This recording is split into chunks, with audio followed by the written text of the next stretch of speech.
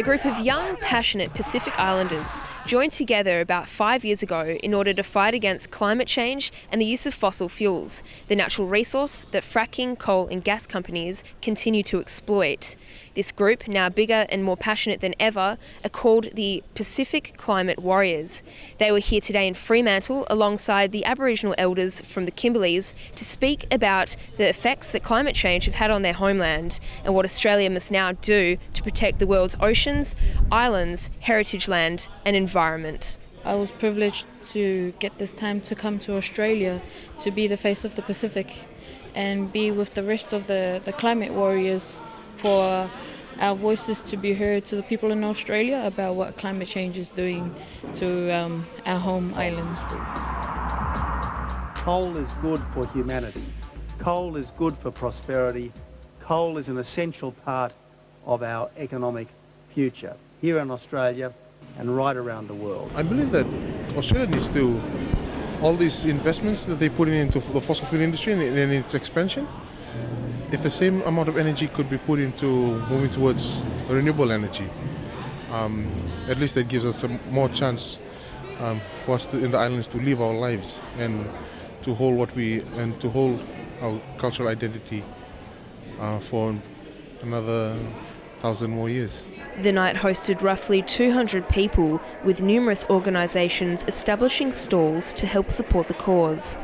The Pacific Warriors are such an inspiring sort of example of taking action, and I was very pleased to join tonight, and I'm running a session on how you can lobby your MP to bring about some real changes. 350.org is a global organisation that started in America, and its aim is to build a global movement to help to ensure a secure climate future. Some Pacific Islanders have been informed that they only have 5 to 10 more years left on their homeland if global emissions continue at their current pace. If this expansion goes ahead, the fossil fuel industry, you're looking at people in their own homeland being displaced.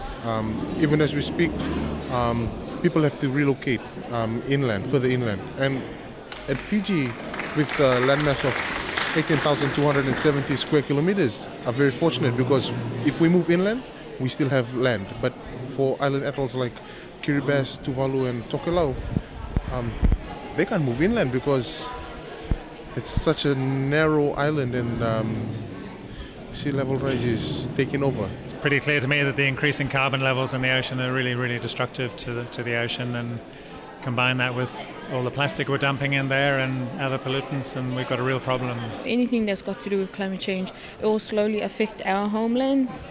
For example, Tuvalu. Tuvalu is slowly sinking at the moment, and it's really hard for them, really hard for me to see them having to pick up and then move somewhere else, because at the moment we have some Tuvaluan family that's migrated to Niue because of what's happening to their island.